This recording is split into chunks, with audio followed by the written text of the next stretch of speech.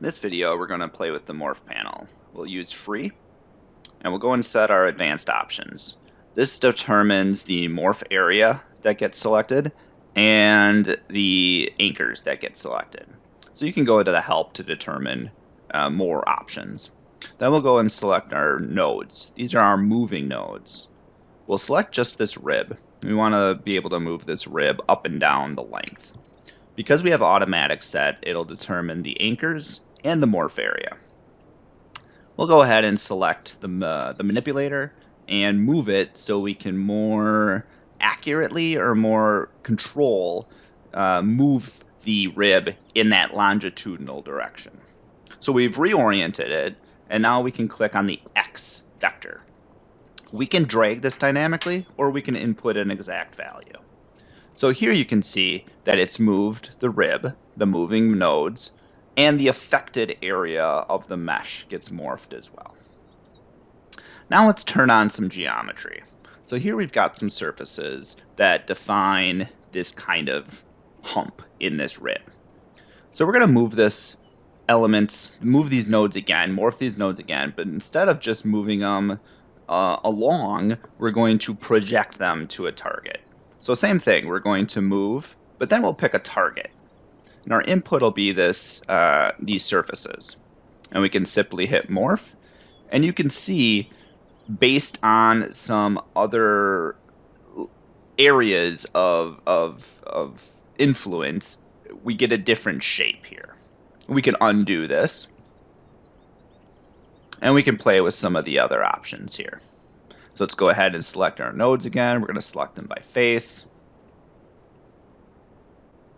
And then we're going to, in this case, remove some nodes.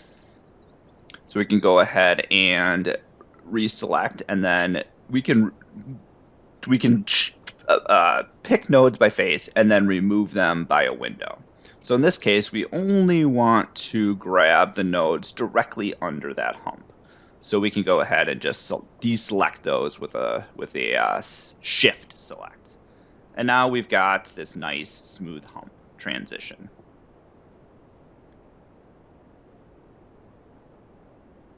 Now we're going to use another tool. So once we've morphed, we could go ahead and rebuild this.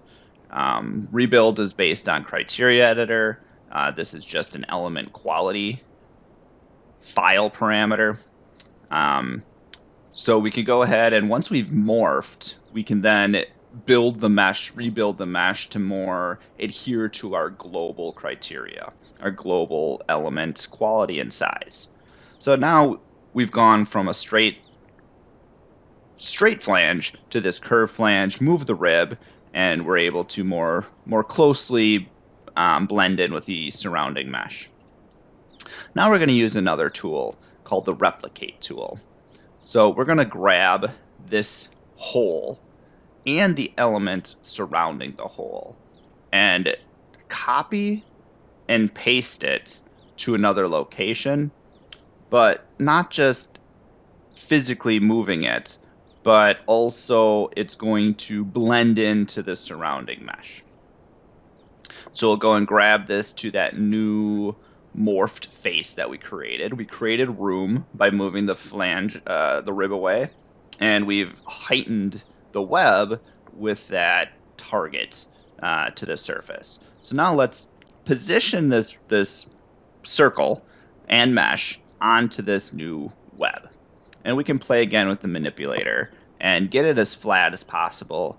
Hit replicate, and not only does it mesh, but it also, or not only does it copy it into the existing mesh, but it also maps the mesh around it to include it.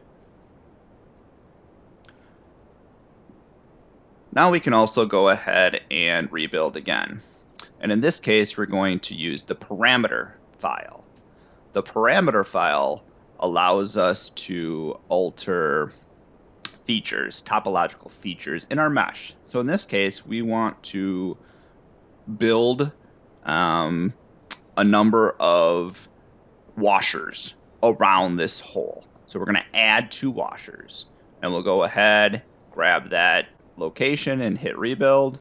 And now we've not only copied that circle from another location, but also rebuilt.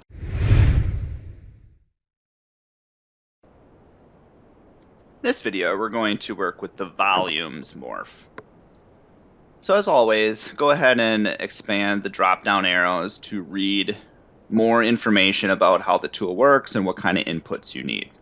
We can include connectors as well. So first thing we're going to do is grab the nodes that we want to encase or enclose in this volume.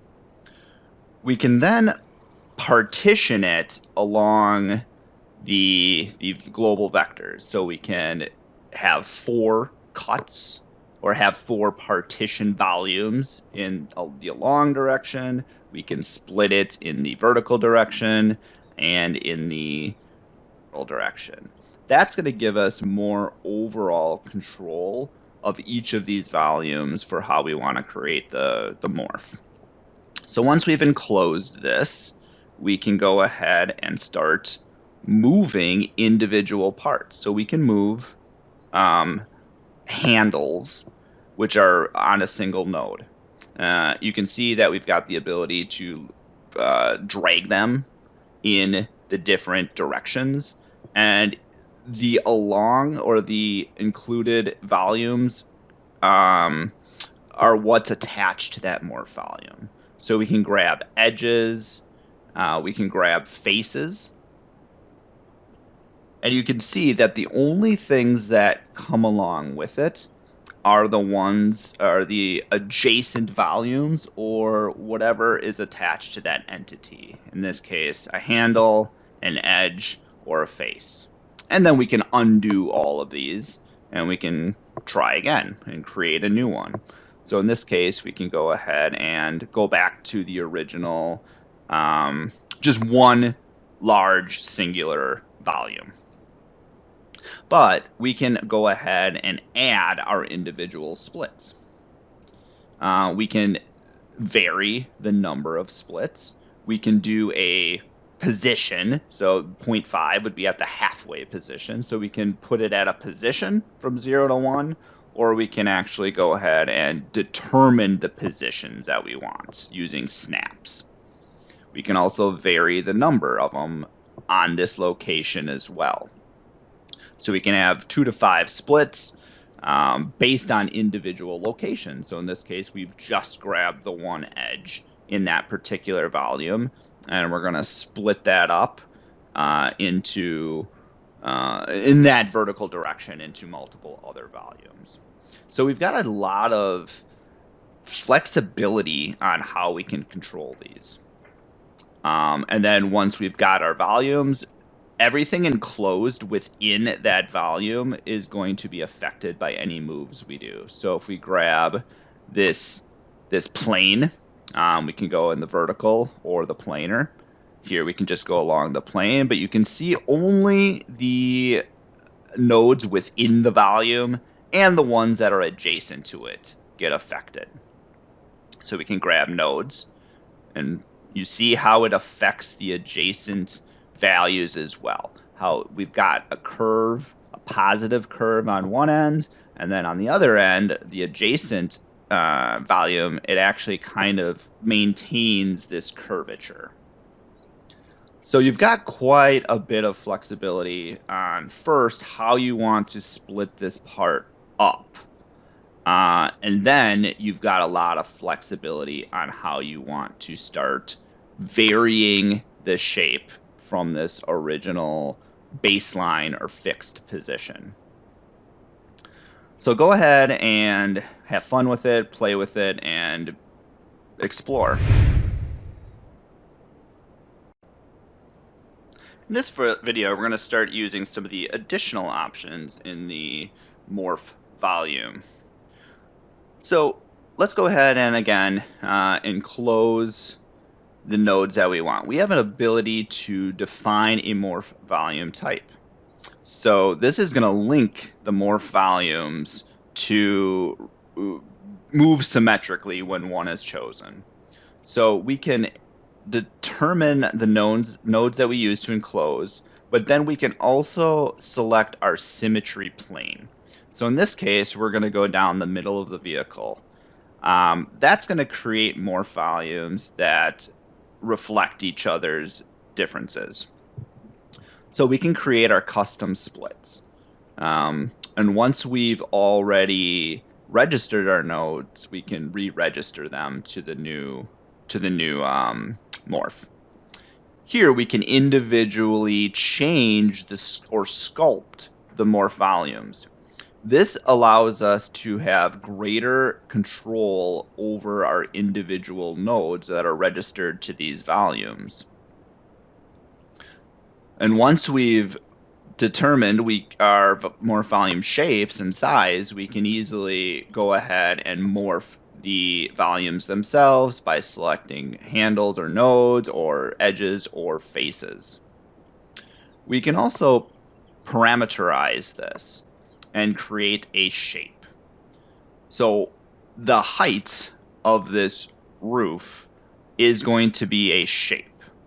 The length of this vehicle is going to be a shape. The wheelbase, the whole length of this vehicle. So we've got a number of different shapes, and we can animate these to see how they're adjusted. So we start with a unit shape, and then we can add parameters based on how much we want that shape to grow or shrink.